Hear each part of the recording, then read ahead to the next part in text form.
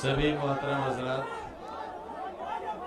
आज की इंतहाई पुरवकार मशायरे की इस महफिल में मेरी हाज़िरी है आपके साथ, आप सबके साथ, शोरा इकराम के साथ, चौधरी मुनव्वर सलीम साहब के साथ, शकील साहब और सरफराज भाई और अबरार साहब के साथ। हमारी बहनें बैठी हैं और बुजुर्गों नौजवानों आप सामने हैं। मशायरा और शोरा इकराम की शरकत, आपका सुनने का तरीका, आपका सब्र इस्तक़लाल, आपकी तहजीब, आपका तमद्दुन, आपका गुजरा हुआ कल, आपका हाल, इसे तय करेगा कि आपके मुक़द्दर में मुस्तक़बिल कैसा है। आप क्या होना चाहते हैं? एक ऐसी भीड़ जिसका उन्वान हुल्लड़ हो, या एक ऐसा इज्तिमा जो बामकसद जिंदगी के साथ अपने मुस्तकबिल के नए रास्ते तलाश करना चाहता हो। कसीर मजमा है, ये मजमा अगर बिगड़ जाए तो इस शहर के लिए ये आफत बन जाएगा, और अगर मुनज़्ज़म होकर ये कोई मजबूत फैसला ले तो हिंदुस्तान के लिए एक सुनहरा कल बन जाएगा। तय करो आप क्या बनना है आपको। ये शोरा इकराम यहां से जाने के बाद रघुपति सहाय फिराक गोरखपुरी की सरजमीन के बारे में क्या राय रखेंगे, ये आप तय करोगे, मैं तय नहीं करूंगा। मैं तो मुसाफिर हूं, चला जाऊंगा, आपका मेहमान हूं, गुजर जाऊंगा। यहां के रुकने से या न रुकने से न मुझ पे कोई फर्क पड़ेगा, न आपके मुस्तकबिल पर। लेकिन जो कलाम आप सुनेंगे वो आपकी ज़बान उर्दू का तहफ़्फ़ुज़ करेगा। जो आप सुनेंगे उससे आपको सबक मिलेगा, उससे सीख मिलेगी, जिंदगी के नए रास्ते मिलेंगे। जब तक आप ये मशायरा सुनेंगे आप महसूस होंगे, उससे आपकी रूह को तसल्ली और सुकून मिलेगा, कुछ सीखने को मिलेगा। मैंने आते ही पूछा, पोस्टर पर तस्वीर है, कोई शोरा तशरीफ नहीं लाए हैं, और उनमें एक तस्वीर देवबंद के एक शायर की भी है। उर्दू एकेडमी के चेयरमैन है, मेरे करम फरमा है, बहुत अच्छे दोस्त हैं, नवाज देवबंदी। उनकी एक गजल के चंद अशार हैं जो मेरे लिए संगे मील की तरह काम करते हैं, मुझे रोशनी देते हैं। अंधेरों में मैं उन अशार की शमा को लेकर चलता हूं, और आपसे भी कहना चाहता हूं, मंजिल पे न पहुंचे उसे रास्ता नहीं कहते, मंजिल पे न पहुंचे उसे रास्ता नहीं कहते, और दो चार कदम चलने को चलना नहीं कहते। मंजिल पे न पहुंचे उसे रास्ता नहीं कहते, और दो चार कदम चलने को चलना नहीं कहते।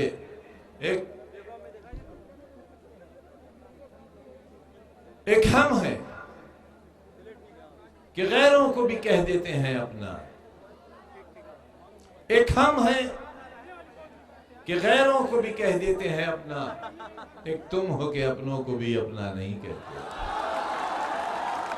माना कि मियां हम तो बुरों से भी बुरे हैं, ये हमारा हाल है। माना कि मियां हम तो बुरों से भी बुरे हैं, और कुछ लोग तो अच्छों को भी अच्छा नहीं कहते। नौजवानों, डक्कू साहब ने ये महफिल सजाई है एक मकसद के लिए। ये बामकसद महफिल है, आपको एक सबक देने के लिए, कुछ ऐसी बातें सुनने के लिए जो आज से लेकर आने वाले कई 100 सालों तक आपके काम आ सकती है। जब हम कोई बीज जमीन में बोते हैं तो वो बीज उस वक्त तक नहीं उगता जब तक हम उसको खाद, उसको पानी और अपने जिस्म से टपकी हुई पसीने की बूंदे नहीं दे देते। उस वक्त तक वो बीज नहीं फूटता, फिर उसका अंकुर निकलता है और एक अरसा लगता है उस दरख्त को दरख्त बनने में। फल आते हैं और फिर उस फल को लोग खाते हैं। चौधरी मुनव्वर सलीम साहब ने ठीक कहा कि कोई मकसद एक दिन एक महीने में तैयार नहीं होता। किसी मकसद की तश्कील के लिए एक उम्र दरकार है। न जाने कितने नशेब व फराज से गुजरे हैं, तब यहां खड़े हैं आपके सामने। दर्द और तकलीफों का मुजस्समा है हम। ये तमाम तस्वीर जो आप देख रहे हैं, इसकी हर ईंट में हमारा खून शामिल है।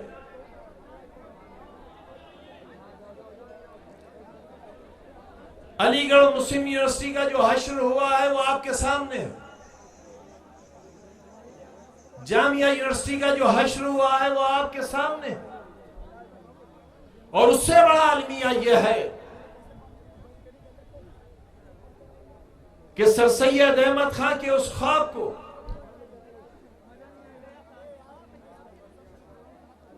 जिसे आने वाली नस्लें अपना मुकद्दर मानती होंगी, एक नफरत की नजर चढ़ गया और खामोशी है। पूरे मुल्क में सन्नाटा है। अकाबरीन खामोश, सियासतदान खामोश, अलीगढ़ से पढ़े हुए खामोश,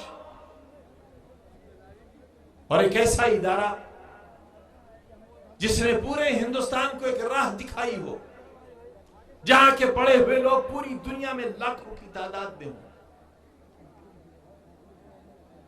नफरत की आग में झुलस गई। जान लो अच्छी तरह,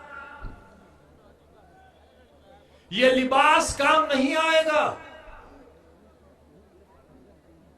हमारे मजबूत मकानात महफूज नहीं रह जाएंगे। जमाना तुम्हें जाहिल और अनपढ़ देखना चाहता है। हिंदुस्तान के मुस्तकबिल का हिस्सेदार नहीं बनाना चाहता। अगर तुम भी अपने बारे में नहीं सोचोगे तो अब 7 समंदर पार से कोई तुम्हारा हाथ पकड़कर कलम देने वाला नहीं आने। हमें याद है अच्छी तरह, तालिब दौर का हमें ये शेर याद है कि चश्मे सैयद निगरां है कि फिर उठे शायद, चश्मे सैयद निगरां है कि फिर उठे शायद, कोई दीवाना अलीगढ़ के बयाबानों से। हमारी आंखें इंतजार करती रही इसका। और हमारे जैसा कमजोर आदमी जिसके पास न दौलत, न खानदानी शोहरत और ना ही कोई वकार का नाम, और ये खाली हाथ हमने आपके आगे बढ़ा दिए, ये दामन बढ़ा दिया आपके आगे। किस लिए? सियासतदानों से सोने और चांदी के कंगन नहीं मांगे, अपने और अपनी औलादों के लिए रोशन मुस्तकबिल नहीं मांगा, फैक्ट्री और बंगला नहीं मांगा, और सारी जिंदगी इंतहाई सियासत की दयानत के साथ और सियासी वफादारी के साथ अपने और अपने आने वाली नस्लों के लिए मुस्कुराहट नहीं मांगी। बल्कि खुशियां मांगी तो उनके लिए जिनकी भीड़ यहां खड़ी है, तुम्हारे लिए, तुम्हारे बच्चों के लिए। जानते हो क्या कहा था सर सैयद से लोगों ने? रईस शहर की खिदमत में हाजिर हुए अलीगढ़ में सर सैयद कि मैं तुम्हारे बच्चों के लिए एक इदारा बनाना चाहता हूं। रईस शहर ने कहा कि सर सैयद हाथ आगे लाओ। सर सैयद खुश हुए कि रईस शहर कुछ देने वाला है, हाथ आगे बढ़ा दिया सर सैयद ने। रईस शहर ने सर सैयद के हाथ में थूक दिया। एहसास करो मेरी नादान और नादान कौम के लोगों, हिंदुस्तान की अक्सरियत के लोगों, हिंदू भाइयों, हिंदुस्तान की दूसरी बड़ी आबादी मुसलमान अगर जाहिल रहेगी, अनपढ़ रहेगी, नंगी और भूखी रहेगी, हिंदुस्तान की जमीन धंस जाएगी और मुल्क बर्बाद हो जाएगा। मुल्क को बर्बादी से बचाओ। जो लोग दूसरी आबादी को जाहिल देखना चाहते हैं वो हिंदुस्तान की बर्बादी का मंसूबा तैयार करते हैं। बचाओ हिंदुस्तान को। अलीगढ़ और जामिया को खत्म करने वालों को बर्बाद कर दो। उनकी सियासी सोच और फिक्र का जनाजा निकाल दो। ये मुल्क हिंदुस्तान तभी बच सकता है जब यहां के झूठे सियासतदानों को उनके गुनाहों की सजा दी जाए। अगर बादशाह झूठा होगा तो सोचो रियाया का क्या होगा। शंकराचार्य जी ने कह दिया सूखा इसलिए पड़ रहा है कि बादशाह झूठा। सूखा इसलिए पड़ रहा है कि बादशाह ठग है। कहता कुछ है और करता कुछ है। कहता है कि जंग लड़ूंगा, पाकिस्तान को सबक सिखाऊंगा, और खामोशी से अफगानिस्तान से बगैर इजाजत हासिल किए पाकिस्तान चला जाता है। अपनी मां के पैर नहीं छूता, नवाज शरीफ की मां के पैर छूता है। अपनी बीवी का अता पता नहीं है कहां।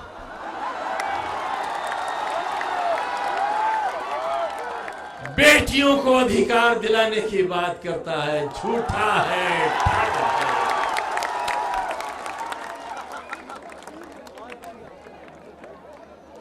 बादशाह झूठा तो जनता बर्बाद। चुनाव से पहले ऐलान किया था कि हर शख्स के घर 20 लाख रुपया 100 दिन के अंदर पहुंच जाएगा। अगर 20 लाख रुपया हर शख्स को पहुंच गया होता तो शायद आज मुशायरे में 20 लोग भी नहीं होते। ये सब ये जानने आए हैं कि 20 लाख रुपया हर फर्द को कब मिलेगा। हर साल 2 करोड़ नौजवानों को नौकरी कब मिलेगी। अजमेर शरीफ के सज्जादों से पगड़ बनवा लेने से मुसलमानों की तकदीर नहीं बनेगी। उन नेक दिल लोगों को वजीर आजम की चौखट पर बुलाकर अलीगढ़ मुस्लिम यूनिवर्सिटी और जामिया मिल्लिया का मसला हल नहीं हो सकेगा। किसी को मत बुलाओ, ना पगड़ी पहनाओ, ना पगड़ी उतारो। हमारे बच्चों के हाथ में जो कलम है वो उन्हें वापस कर दो, उन्हें जाहिल मत रखो।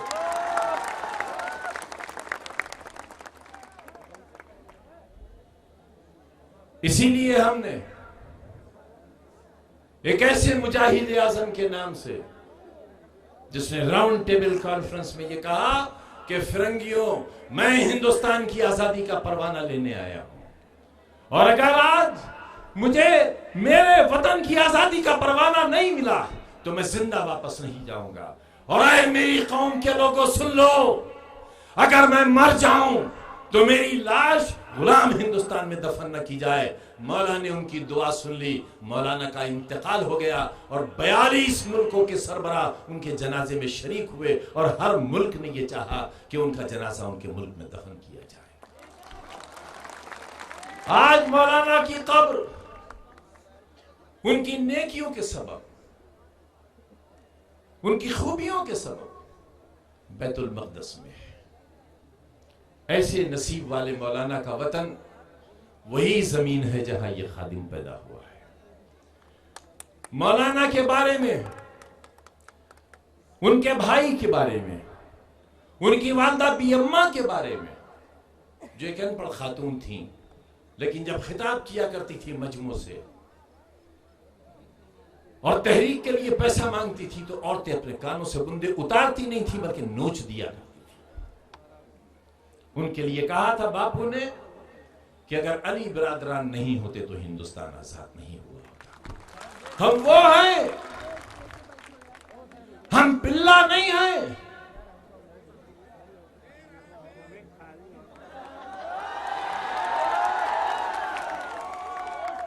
हमें इंसान जानो और हमसे मोहब्बत करो। हम एलानिया कहते हैं कि 125 करोड़ के हिंदुस्तान में हम बेहतरीन इंसान हैं, हम मोहब्बत करना जानते हैं, हमसे मोहब्बत करो। आज आपके एमपी साहब से भी हमने कहा है कि एमपी साहब मोहब्बत करो, किसी से कर लो, गुस्सा खत्म हो जाएगा और आपका नाम चलाने वाली एक नस्ल भी पैदा हो जाएगी। मोहब्बत करो।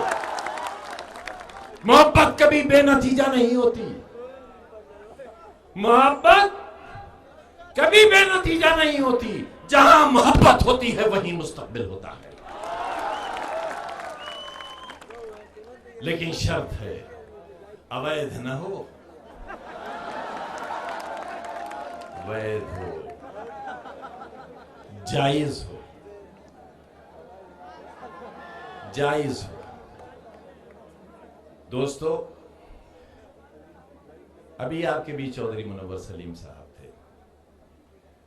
इन्होंने अलीगढ़ मुस्लिम यूनिवर्सिटी का मुकदमा पार्लियामेंट में रखा है और मांग की है कि अदालत के सिंगल जज, इलाहाबाद हाई कोर्ट के एक जज ने यह फैसला दे दिया कि अलीगढ़ मुस्लिम यूनिवर्सिटी अक़लियती इदारा नहीं है, यानी हिंदुस्तानी मुसलमानों का इदारा नहीं है। मुझे याद है अच्छी तरह, मैं तालिब इल्म था और अलीगढ़ की तहरीक, यहां ऐसे हजरात जिनकी उम्र 80 साल के करीब हो, 70 साल की, उन्हें अलहाज जफर अहमद सिद्दीकी साहब, अलहाज शफीकुर रहमान साहब और एक अंग्रेजी की मैगजीन निकलती है द रेडियंस दिल्ली से, उसके मालिक यूसुफ सिद्दीकी साहब और आंध्र प्रदेश के एमपी सुल्तान सलाउद्दीन ओवैसी साहब, हम सब ने पूरे हिंदुस्तान का दौरा किया था। मिसेस इंदिरा गांधी हिंदुस्तान की वजीर आजम हुआ करती थी और ऐसे हालात बना दिए थे कि मिसेस इंदिरा गांधी को अलीगढ़ मुस्लिम यूनिवर्सिटी का अक़लियती किरदार बहाल करना पड़ा था। हम आज कहना चाहते हैं हुकूमत हिंद से, एलानिया कहना चाहते हैं, आपको गवाह बनाना चाहते हैं, इस तहरीक का हिस्सेदार बनाना चाहते हैं। दावत देता हूं, रामपुर आओ,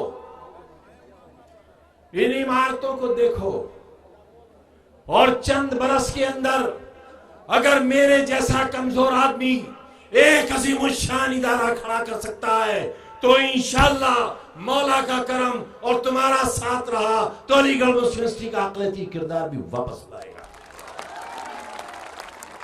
यह तहरीक हम पूरी ताकत से चलाएंगे और वज़ीर आज़म मोहतरम, हम आपके ताल्लुक से हिंदुस्तान के वज़ीर आज़म तक ये पैगाम पहुंचाना चाहते हैं कि हम अलीगढ़ और मुस्लिम यूनिवर्सिटी को तुम्हारे हाथों से बर्बाद नहीं होने देंगे, नहीं बर्बाद होने देंगे। तैयारी करो इसके लिए, अपने अंदर ताकत पैदा करो। चौधरी मुनव्वर सलीम का मुतालबा कि अलीगढ़ मुस्लिम यूनिवर्सिटी का मसला अदालत से नहीं पार्लियामेंट से हल होना चाहिए। हम आपको ताकत देते हैं, हम आपसे ये वायदा करते हैं और आप तक अपना ये अहद पहुंचाते हैं कि अलीगढ़ मुस्लिम यूनिवर्सिटी हमारे बुजुर्गों की सांसों का कर्ज है हमारे ऊपर, और हम उस कर्ज को सूद के साथ और नफे के साथ अदा करना चाहते हैं और अदा करें। आप सबका बहुत बहुत शुक्रिया। मैंने ये इदारा बहुत अरमानों से बनाया है। बहुत कम इमारतें हैं जो यहां दिखाई दे रही है। ये 450 एकड़ में बनी हुई यूनिवर्सिटी है, पूरा एक शहर आबाद है। ये अकेली यूनिवर्सिटी है पूरी दुनिया की जिसके चारों तरफ दीवारें हैं, सरहदी तार लगे हुए हैं। इसके अंदर कोई दाखिल नहीं हो सकता, बस एक दरवाजा है। अलीगढ़ में आए दिन कत्ल हो जाते हैं बच्चों के। मेरे यहां कोई बच्चा किसी को छू नहीं सकता, कोई सिगरेट बीड़ी पीता हुआ मिल नहीं सकता, बेअदबी करता हुआ नहीं मिल सकता। इसलिए मैं कह रहा हूं कि मैंने जो अलीगढ़ से सीखा था कि ये तालीमी नहीं बल्कि तरबियती इदारा भी है। मोहम्मद अली जौहर यूनिवर्सिटी को हमने तालीमी के साथ एक तरबियती इदारा भी बनाया। बस एक चीज बाकी थी वहां, मेडिकल कॉलेज। हम मेडिकल कॉलेज नहीं बल्कि ऑल इंडिया से बेहतर मेडिकल इंस्टीट्यूट बना रहे हैं इंशाअल्लाह, उससे बेहतर इंशाअल्लाह। जिन्हें राष्ट्रपति भवन देखना हो वो अब दिल्ली न जाएं, जौहर यूनिवर्सिटी आ जाए, उन्हें राष्ट्रपति भवन मिलेगा। जिन्हें साउथ ब्लॉक देखना हो वो दिल्ली न जाए, डक्कू साहब के साथ रामपुर में उतर जाए, साउथ ब्लॉक उन्हें देखने को मिलेगा। जिन्हें पार्लियामेंट में जाने को न मिले वो दिल्ली न जाए, डक्कू साहब के साथ रामपुर चले आए, जौहर यूनिवर्सिटी में उन्हें पार्लियामेंट देखने को मिलेगी। ये तीनों इमारतें अपनी पूरी शिद्दत के साथ ज़ेरे तामीर हैं और इंशाअल्लाह अनकरीब बन जाएंगी और बहुत जल्द दुनिया का बेहतरीन इलाज इस मेडिकल इंस्टीट्यूट में इंशाअल्लाह शुरू हो जाएगा। मैंने अल्लाह से दुआ की थी और उस दुआ को दोहराता हूं आपके सामने। मैंने ऐसे ही एक मजमे में कहा था कि अल्लाह, जब बहुजन समाज पार्टी की सरकार में मैं सताया जा रहा था, बुलडोजर चल रहे थे यूनिवर्सिटी पर, उसका मुस्तकबिल बिल्कुल अंधकार में था। उस वक्त मैंने अल्लाह से दुआ की थी कि अल्लाह, अगर तेरी हिकमत में यह है कि यूनिवर्सिटी न बने तो फिर मेरी ये दुआ भी सुन ले अपने लिए कि अगर ये यूनिवर्सिटी तू नहीं बनाना चाहता तो मैं जीना भी नहीं चाहता, ये जिंदगी वापस ले ले। मेरे अल्लाह ने मेरी दुआ खारिज कर दी और अपना फैसला सादिर फरमा दिया कि नहीं, जौहर यूनिवर्सिटी बनेगी और जालिमों के रहते हुए बनेगी। वो तामीर हो गई अल्हम्दुलिल्लाह। ये सफेद बीच में जो इमारत आपको दिखती है, यही इफ्तिताह हुआ था। नबी करीम सल्लल्लाहु अलैहि वसल्लम पर जो पहली आयत नाज़िल हुई थी, उसमें अल्लाह ने पढ़ो की हिदायत की थी, इक़रा बेस में करने से। इक़रा का पहला लफ्ज मोहम्मद अली जौहर यूनिवर्सिटी के लोगों में शामिल है। पढ़ो, कोक से गोर तक पढ़ो, यह तुम्हारे नबी ने फरमाया है। और याद रखो कि मोहम्मद से वफा तूने तो हम तेरे हैं, ये जहां चीज है क्या लौह कलम तेरे। अगर मोहम्मद की नहीं मानोगे, अल्लाह की कहां मानोगे? इसलिए इक़रा लफ्ज़ से वफा करो, पढ़ो।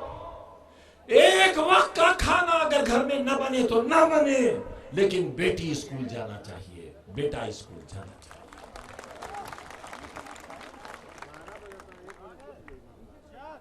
इसी उम्मीद के साथ और इस अज़्म के साथ और इस शुक्रिया के साथ कि मैंने तो सोचा भी नहीं था आप लोग मुझे इतनी इज्जत और इतनी मोहब्बत देंगे। लोग तो हमें गाली ज्यादा देते हैं, कहते हैं पाकिस्तान चले जाओ। इन अहमकों से पूछो कि ये सब पाकिस्तान कैसे उठा कर ले जाऊं। मैंने तुम्हारी बच्चियों के लिए, तुम्हारे बच्चों के लिए सीबीएसई बोर्ड के जो स्कूल बनाए हैं उसकी फीस सिर्फ 350 रुपया है। जो सोचा नहीं जा सकता, मौला के करम से मैं वो करना चाहता हूं आपकी दुआओं से। मेरे शहर के वो गरीब लोग जिनके पास अगले वक्त की खाने की रोटी नहीं है, उनके बच्चे कैसे पढ़ें। रिक्शा वाले के, बीड़ी वाले के, सरी वाले के, पत्थर तोड़ने वाले के, तुम्हारा मकान बनाने वाले के बच्चे कैसे पढ़ें। परेशान था दिल। किसी करम फरमा ने मदद कर दी। लखनऊ में लामार्ट्स इमारत बहुत हसीन है, उस इमारत को रामपुर में बनवा रहे हैं और इस स्कूल में पढ़ने वाले बच्चे और बच्चियों की फीस सिर्फ 20 रुपया होगी, सिर्फ 20। और 20 रुपया भी इसलिए कि कहीं मेरे गरीब मजदूर को यह एहसास न हो कि उनका बच्चा खैरात में पड़ा है। महज इसलिए हमने एक शमा रोशन की है, उस शमा से हजारों लाखों शमे रोशन करना चाहते हैं। चौधरी मुनव्वर सलीम ने उस शमा से और शमे रोशन कर दी। मध्य प्रदेश में हमारे कई स्कूल कायम हो गए, सुल्तानपुर में कायम हो गया है, हम लखनऊ में भी बनाना चाहते हैं। दुआ कर दो। न जाने कौन वली बैठा होगा इस वक्त इस महफिल में, उस वली से दरखास्त है, वली दुआ कर दो कि लोग हमसे नफरत करना छोड़ दें, हमसे मोहब्बत करें। हमसे मोहब्बत करेंगे तो एक कारगिल नहीं 1000 कारगिल आएंगे, तो हमारा लहू, हमारा खून उन्हें फतह करेगा। बहुत बहुत शुक्रिया, जज़ाकल्लाह। खान साहब, इन तमाम मुअज़्ज़िज़ीन से गुजारिश कर रहा हूं और शूरा इकराम की जानिब से नुमाइंदगी के लिए मैं जनाब इकबाल अशर साहब से गुजारिश कर रहा हूं कि वो रस्म शमा फरूजा में शरीक हों।